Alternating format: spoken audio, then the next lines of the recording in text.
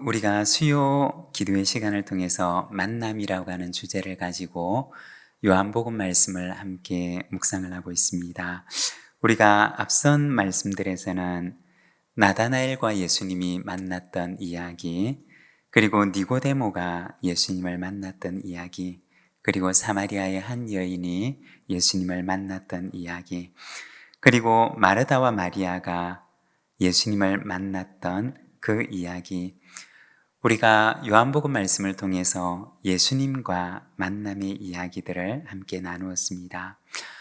오늘은 그것과는 조금 다른 만남이었던 빌라도와 예수님의 만남에 대해서 우리가 잠시 말씀을 묵상을 하고자 합니다. 먼저 배경에 대해서 조금 설명을 하면, 로마가 유대 지역을 점령하고 난 이후에 로마는 그 지역을 다스릴 왕을 세우게 됩니다.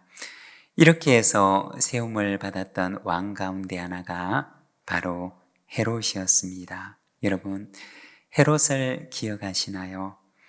예수님께서 태어나실 때 동방 박사들의 방문을 받았고, 그리고 유아들을 학살하였던 끔찍한 일을 저지른 왕이 바로 이때 세움을 받았던 헤롯 왕이었습니다.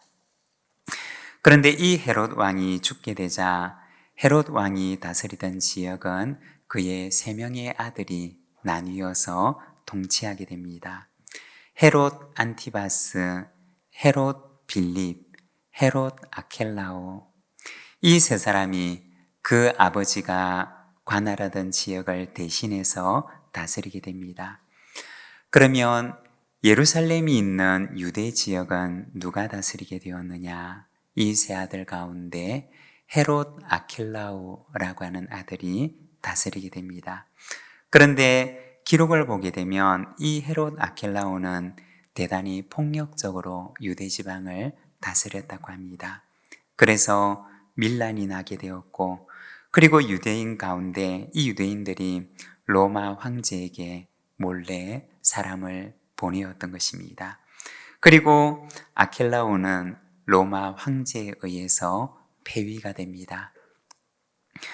로마 제국은 왕을 통해서 다스리는 간접적으로 통치하는 곳이 있었고, 그리고 로마 정부에서 총독을 보내서 다스리는 직접 통치하는 지역이 있었습니다.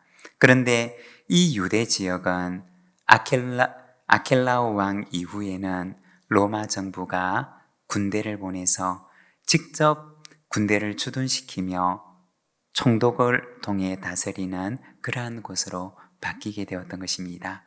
이렇게 해서 유대 지역을 다스리는 총독으로 오게 되었던 사람이 바로 빌라도였던 것입니다.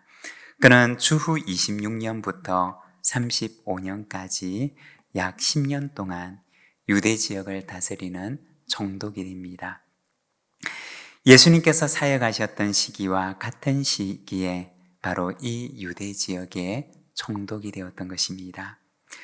오늘 우리가 읽었던 말씀에서는 바로 이 빌라도와 예수님과의 만남의 이야기를, 사건을 보여주고 있습니다. 그는 어떤 사람이었을까요? 먼저 첫 번째, 그는 불의한 정직이었습니다. 우리가 요한복음을 읽다가 보면 이 빌라도의 갈등이 나타나는 것을 보게 됩니다. 유대인 종교 지도자들이 예수님을 빌라도에게 넘기게 됩니다. 28절에 보면 이렇게 말씀을 합니다. 그들이 예수를 가야바에게서 관정으로 끌고 가니 새벽이라. 그들은 더럽힘을 받지 아니하고 유월절 잔치를 먹고자 하여 관정에 들어가지 아니하더라. 여기 보면 유대인의 지도자들은 대제사장 가야바의 집에서 빌라도가 있는 관정으로 예수님을 끌고 가게 됩니다. 시간은 언제였느냐? 그때는 이른 새벽이었습니다. 당시 로마의 관정의 업무는 아주 이른 새벽부터 시작이 되었다고 합니다. 그러니까 관정문을 열자마자 그들은 예수님을 데리고 갔던 것입니다. 여러분, 왜 그랬을까요? 왜 그렇게 이른 새벽에 예수님을 그 로마의 총독이 있는 관정으로 데리고 갔던 것일까요? 그것은 그날 저녁부터 유월절이 시작되었기 때문이었습니다. 그래서 이들은 그날 저녁이 오기 전에 이 모든 일들을 다 끝낼 생각을 가지고 그렇게 했던 것입니다. 그리고 행여나 그들이 이방인의 관정에 들어갔다가 자칫 잘못해서 이방인과 접촉을 하게 된다든지 혹은 누룩 없이 보내야 하는 그 무교절의 기간인데 혹시나 누룩이 그의 몸에나 옷에 묻게 되어서 유월절 음식을 먹을 수 없게 될까봐 그들은 자기를 청결하게 유지하기 위해서 관정에 들어가지 않게 됩니다. 이처럼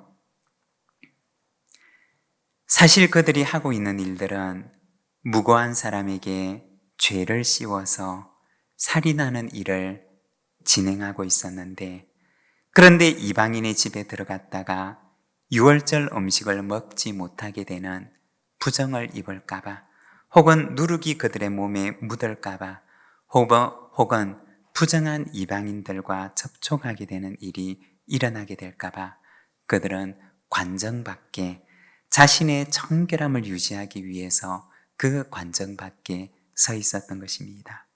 여러분, 이런 일을 하고 있는 그들의 모습을 하나님께서 보실 때는 그들이 어떻게 보였을까요? 정말 정결을 위해서 온 힘을 쓰는 것처럼 보였을까요? 아니면 겉의 정결함만 중요하게 생각을 하고 그의 속에는 온갖 악한 것들로 가득한 사람으로 보였을까요? 이어서 본문의 말씀을 보면 빌라도와 예수님의 만남이 이루어지게 됩니다. 그리고 그때부터 몇 시간 동안 갈등하는 빌라도의 모습을 요한복음은 보여주고 있습니다. 그는 총독으로서 유대의 지도자들이 넘겨주었던 예수님을 신문합니다. 그렇지만 예수님에게서 로마 법에 따라 처분할 수 있는 죄를 발견하지 못했던 것입니다. 본문 18장 38절에 보면 이렇게 말을 합니다. 이 말을 하고 다시 유대인들에게 나가서 이르되 나는 그에게서 아무 죄도 찾지 못하였노라. 19장 4절에도 보면 말합니다. 빌라도가 다시 밖에 나가 말하되 보라 이 사람을 데리고 너희에게 나오나니 이는 내가 그에게서 아무 죄도 찾지 못한 것을 너희로 알게 하려 함이로라 하더라.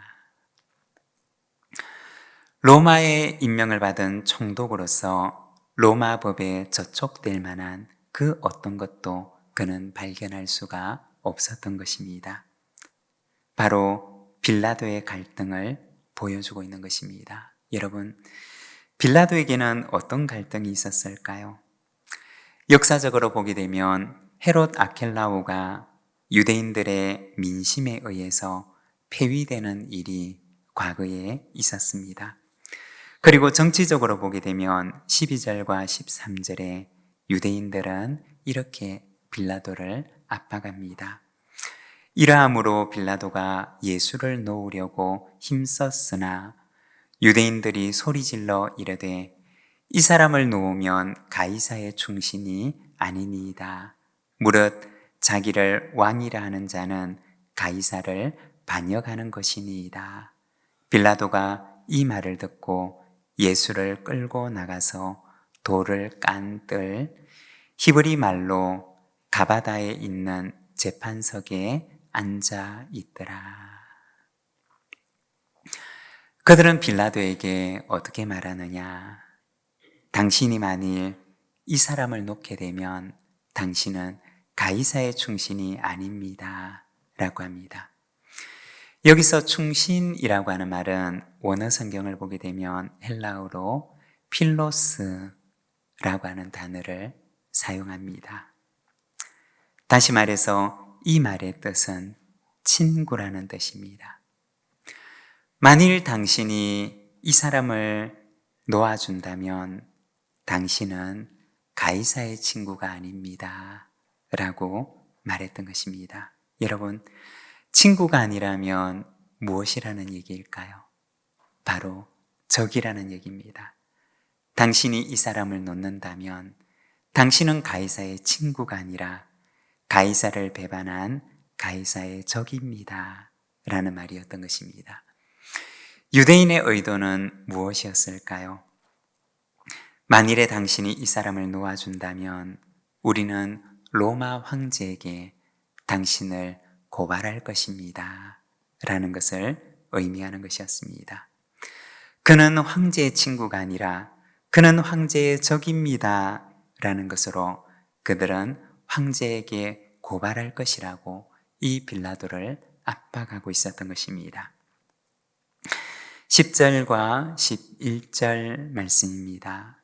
빌라도가 이르되 내게 말하지 아니하느냐? 내가 너를 놓을 권한도 있고 십자가에 못 박을 권한도 있는 줄 알지 못하느냐?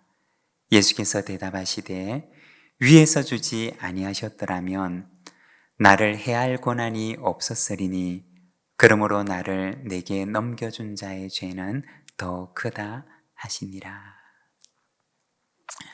압박에 몰린 빌라도는 예수님에게 찾아가서 말을 합니다. 그리고 자신의 권한에 대해서 이야기를 합니다. 외적으로는 압박을 받고 있지만 그러나 자기가 대단한 권세를 가지고 있는 것처럼 예수님 앞에서는 말을 합니다. 내가 너를 놓을 권한도 있고 십자가에 못 박을 권한도 있다 라고 이야기를 합니다. 예수님은 이 빌라도에게 무엇이라고 대답하셨을까요? 위에서 주지 아니하셨더라면 나를 해할 권한이 없었을 것이다 라고 말씀을 합니다. 자기가 마치 대단한 권세를 지니고 있는 것처럼, 그러나 사실은 유대인의 그 압박을 이기지 못해서 예수님을 또 찾아올 수밖에 없었던 자신이었지만, 그러나 자기가 마치 큰 권세를 쥐고 있는 사람인 마냥 그는 말하기를 내가 너를 놓을 권한도 있고 십자가에 못 박을 권한도 있다 라고 합니다. 그러나 예수님께서는 그에게 말합니다. 위에서 주지 아니하셨더라면 나를 해할 권한이 없었을 것이다 라고 합니다.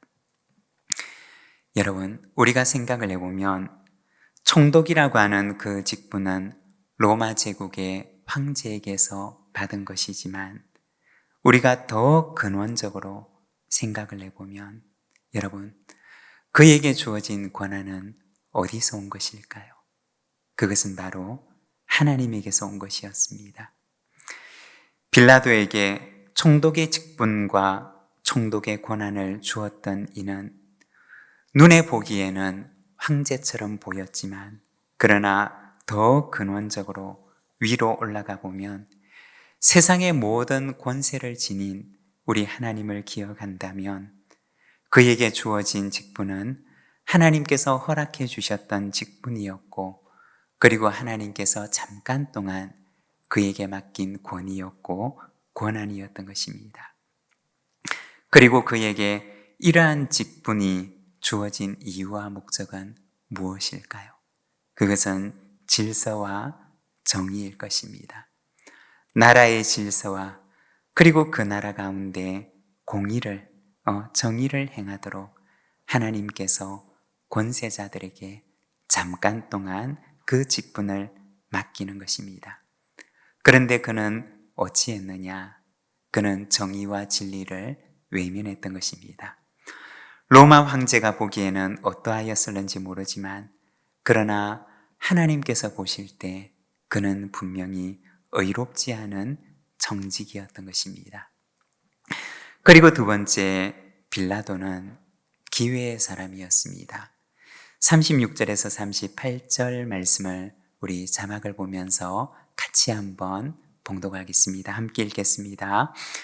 예수께서 대답하시되 내 나라는 이 세상에 속한 것이 아니니라. 만일 내 나라가 이 세상에 속한 것이었더라면 내 종들이 싸워 나로 유대인들에게 넘겨지지 않게 하였으리라. 이제 내 나라는 여기에 속한 것이 아니니라. 빌라도가 이르되 그러면 내가 왕이 아니냐? 예수께서 대답하시되 내 말과 같이 내가 왕이니라. 내가 이를 위하여 태어났으며 이를 위하여 세상에 왔나니 곧 진리에 대하여 증언하려 함이로라. 무릇 진리에 속한 자는 내 음성을 듣느니라 하신대 빌라도가 이르되 진리가 무엇이냐 하더라. 여기 보면 예수님과 빌라도의 대화를 보여줍니다. 빌라도는 정말 영원히 저주받을 자로 태어난 자였을까요? 그렇지 않았습니다. 요한복음에 보면 예수님과의 만남 속에서 그에게 작은 기회들이 생기고 있는 것을 보여줍니다. 예수님께서는 빌라도에게 분명히 예수님의 나라, 하나님 나라의 본질을 말씀해 주셨습니다. 그리고 그는 예수님의 말씀을 듣고서 잠깐 고민에 빠집니다. 우리가 성경을 보게 되면 예수님과의 짧은 만남을 통해서도 구원을 받았던 사람들을 보게 됩니다. 여러분, 십자가 위의 강도가 기억이 나시나요? 빌라도와의 이 신문 이후에 예수님께서는 골고다 언덕으로 올라가 십자가 위에 달리시는데 거기에서도 예수님과의 짧은 만남이 있었던 것을 우리는 보게 됩니다.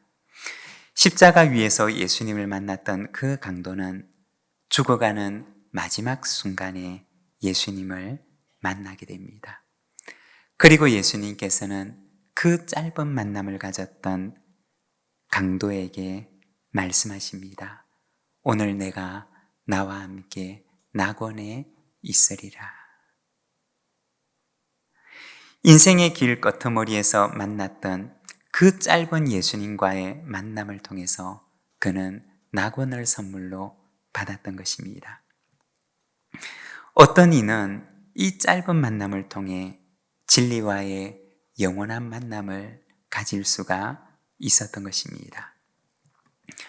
우리가 본문으로 돌아와 보면 그러면 빌라도와 예수님과의 만남은 이것이 영원한 만남이 되기 위해서는 너무 시간이 짧았던 것일까요? 너무 짧은 만남이었기 때문에 빌라도에게는 그러한 사건이 일어날 수가 없었던 것일까요? 시간적으로 너무나 부족해서 더 많은 이야기를 나눌 수가 없었기 때문에 빌라도와 예수님과의 그 만남은 그렇게 끝나버리고 말았던 것일까요?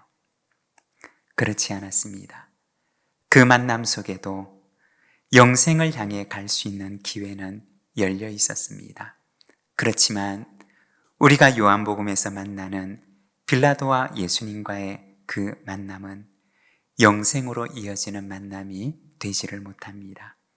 진리가 아닌 결국 거짓을 선택하였던 빌라도의 선택으로 그는 그에게 주어졌던 그 마지막 소중한 기회를 놓쳐버렸던 것입니다.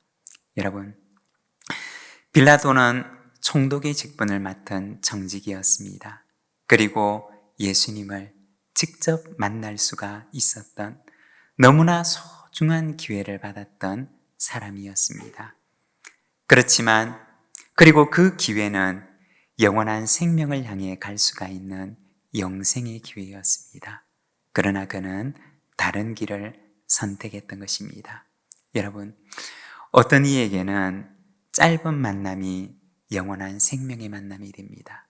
그러나 또 어떤 이에게는 소중한 기회와 시간들이 그냥 헛되이 흘러가 버립니다.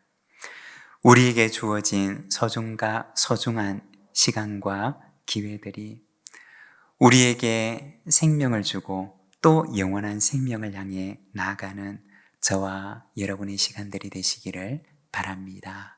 기도하겠습니다. 하나님 아버지, 은혜를 감사합니다. 2026년 우리가 새로운 학기를 시작하며 하나님, 이 학기를 주님 앞에 의탁하며 나아갑니다.